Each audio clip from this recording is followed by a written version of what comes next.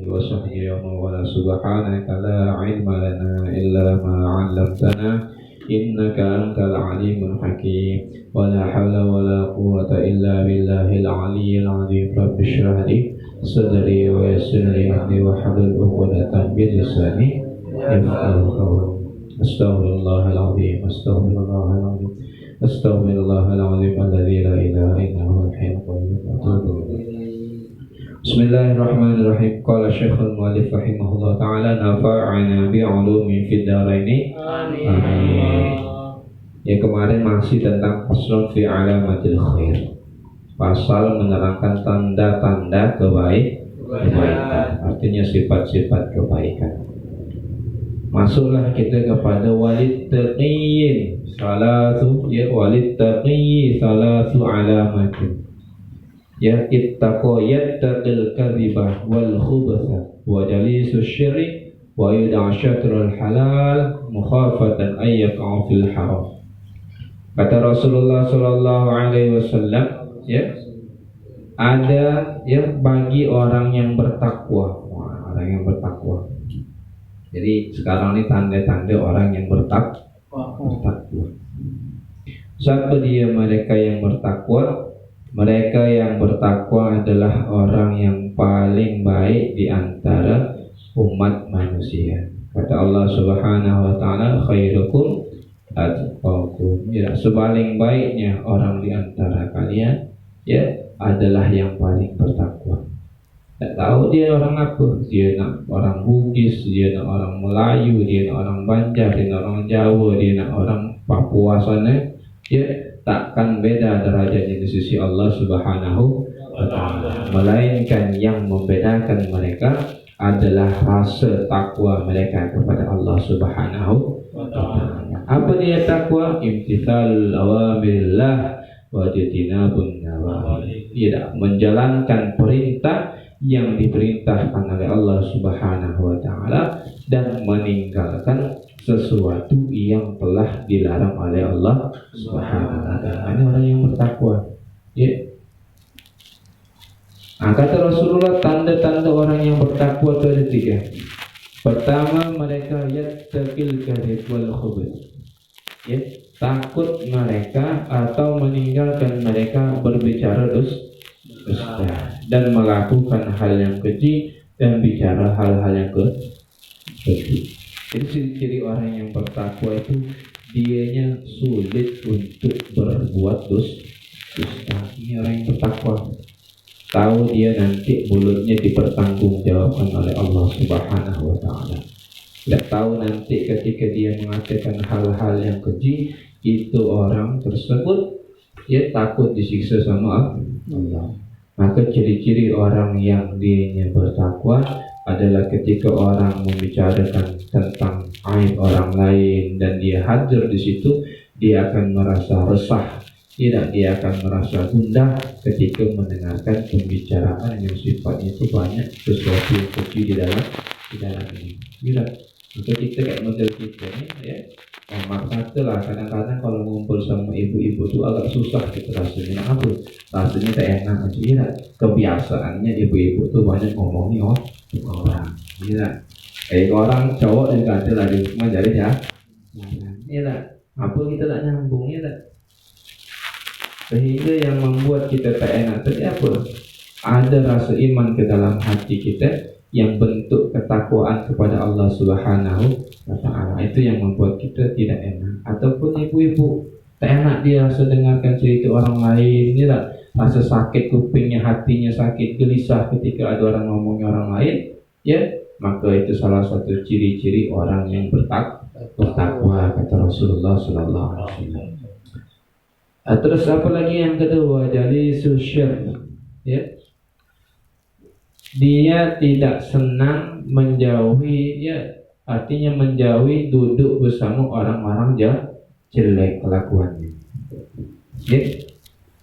Memang aku tak ada minum, kata kawan, cuman dia suka nongkrong di tempat orang-orang minum. Memang aku tak suka begini, tapi kawan-kawannya banyak yang melakukan hal-hal yang begini yang sifatnya dibenci oleh Allah Subhanahu wa ta'ala. Nah, ketika ada orang yang tidak senang dengan duduk orang-orang yang seperti ini, maka Allah akan berikan rasa ketakwaan dalam dirinya, walaupun dianya suka melakukan kemaksiatan. Aku nih orangnya beginilah Jo, cuman aku senang duduk sama kamu nih, anak-anak majelis, ya, anak-anak yang berilmu, anak-anak yang gemar dengan ilmu agama. Aku senang duduk. Berarti Allah mulai memberikan rasa takwa di dalam diri orang tersebut. Maka kita harus banyak-banyak duduk bersama orang alim, ya tak?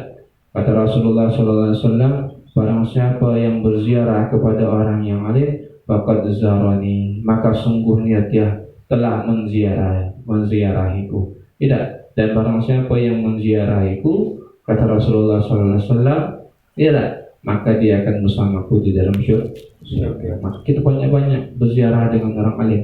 Untuk apa? Allah timbulkan cahaya dalam diri kita supaya kita gemar mendengarkan nasihat yang datang daripada Rasulullah. Hal itu yang membuat kita nanti senang untuk beribadah kepada Allah Subhanahu wa ta'ala. Terus orang yang bertakwa juga wayada'u syatrul halal, meninggalkan batas sesuatu yang halal. Ya tak? Mukhafatan ayyaqa'a fil haram, takut dia nanti masuk kepada sesuatu yang diharamkan oleh Allah Subhanahu wa ta'ala. Contohnya macam mana? Contoh orang buat rumah misalnya. Rumah ini 5 meter, ya. Rumah 5 meter, maka dia buat rumah cuma lebar 4 meter. Apa? Karena bubung-bubungnya itu tuh, ya, pas-pasannya dengan tanah dia 5 meter. Dikuranginya. Takut dia, walaupun batas halalnya itu ada 5 meter, ditinggalkannya dia buat rumah yang 5 meter itu supaya takutnya nanti jatuh kepada sesuatu yang diharamkan. Nah, ini ciri-ciri orang yang bertakwa. Ketemu duit di jalan 1.000 juga halal orang, tidak? Ya, memang sebahagian ulama fikih mengatakan halal, tidak. Cuman dari ilmu tasawuf mereka tidak mau mengambil. Ya, takut masuk kepada sesuatu yang diharamkan. 1.000 cuma insya Allah yang punya jatuh ini menghalalkan. Cuman orang-orang yang makom takwa takkan mau dia mengambil. Bahkan kalau lewat di depan rumah orang, ya, orang ada punya pohon di depan rumahnya itu, ranting daunnya pun tak mau dipetiknya, dia saking takutnya bahwa itu akan menjatuhkan dia kepada sesuatu yang diharamkan oleh Allah. Ini, ya, kalau kawan tuh tidak buahnya pun dipetiknya, ya, itu pula. Itu lebih daripada menjaga kehalalan, malah haram jatuhnya. Padahal kalau ranting daun itu aja, insya Allah dihalalkan orang itu. Tapi orang yang bertakwa ditinggalkan, takut orang itu tak ridho, ya. Nah, ini makam daripada ketakwaan seseorang. Tidak ditinjau daripada orang tersebut, omongannya tidak suka dia dusta, tidak suka berkata keji, duduknya juga tidak suka dengan duduk orang-orang yang jelek. Tapi jangan salah kita tengok orang, ya, ustaz ini katanya gayanya mantap, cuman duduk sama orang-orang yang begini, ini ustaz palsu nih katanya, iya. Nah, tengok dulu, iya. Sehingga diceritakan bahwa ada orang, ya, pendai, ya, dai Allah, itu dia masuk kepada tempat-tempat yang tempat pelacuran, ya. Sampai tempat pelacuran disewanya 5 orang pelacur dalam satu kamar, ya. Akhirnya sampai di situ apa yang dikerjakan ya? Ini dakwahnya. Cerita gini, kamu nih banyak bertobat lagi, ya. Kalau orang hatinya bersih, insya Allah sampai ke hati. Akhirnya pelacur yang 5 tadi itu bertaubat sama Allah Subhanahu wa ta'ala. Dan bagus gimana? Ya, artinya apa? Ketika kita duduk bersama orang-orang yang jelek, kalaulah kita tidak bisa menjaga diri kita sehingga kita bisa jatuh kepada sesuatu yang haramkan oleh Allah, maka tinggalkan itu. Tapi kalau kita menjadi sebab orang mendapatkan hidayah, maka coba-cobalah kita duduk sama mereka, kawani mereka, ya. Beri mereka pendapat, beri mereka nasihat. Karena orang-orang yang seperti ini lah yang akan menarik orang-orang yang tadi lah yang malu kepada kebaikan. Ya, coba misalnya semuanya gayanya kayak ustaz semua, sombong misalnya tak mau negur, ya. Bukannya tidak masuk gang rasanya. Nanti kata orang sesok adik ada kawan yang sih kok nih, ya. Gawenya kulu kila, ya tak. Anak majelis lah, ya misalnya lah. Cuman kawan-kawannya ya yang kurang bagus. Tidak, jangan pula langsung sinis gitu ya. Ini anak majelis ini modus saja, cuman mungkin kita berkawan sama orang tersebut, orang yang jelek-jelek. Rupanya dia ngajak kawan yang jelek. Jadi untuk pergi majelis, untuk belajar ilmu agama, untuk pergi ke masjid. Maka duduknya seperti ini ya merupakan salah satu keimanan orang tersebut, ya daripada kesempurnaan orang iman tersebut untuk mengajak kepada kebaikan. Ya, boleh duduk dengan orang yang jelek, cuma niatnya untuk kita mengajak kepada orang tersebut. Tapi kalau kita takut kita masuk kepada kejahatan juga, tinggalkan itu ya. Maka kalau nak berjuang tuh jangan iman tuh tipis-tipis bahasa ya. Nah, kalau memang nak berjuang tuh pas iman kita sudah mantap baru kita terjun. Nah, sikot lagi ya. Ya Ali yusidqi thalathu alamatin kitmanul ibadah wa kitmanus sadaqah wa kitmanul musibah. Ya, kata Rasulullah SAW memberikan nasihat kepada Sayyidina Ali, ya Ali, wahai Sayyidina Ali, bagi sidik ya itu memiliki 3 tanda ya. Sidik ini adalah sebuah martabat di sisi Allah Subhanahu wa taala ya. Para sidikin ya orang-orang yang memiliki keimanan yang luar biasa ya. Siapa yang penghulu orang-orang sidikin, yakni Sayyidina Abu Bakar As-Siddiq ya. Maka gelar beliau As-Siddiq itu merupakan sebuah laqab kemuliaan bagi beliau karena memiliki makam yang tinggi di sisi Allah ya.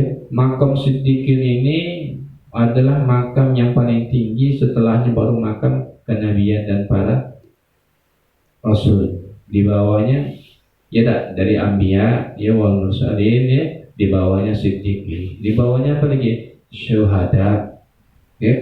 Maka orang yang memiliki makam siddiqin adalah orang yang paling tinggi derajatnya yang sekarang ini. Siapa dia penghulunya? Sayyidina Abu Bakar radhiyallahu anhu. Amin. Sehingga Rasulullah SAW ya sering memuji Sayyidina Abu Bakar. Kata Rasulullah SAW, "Lau wuzina imanu Abi Bakrin bi imanil ardi ya Alarat jahat bihim."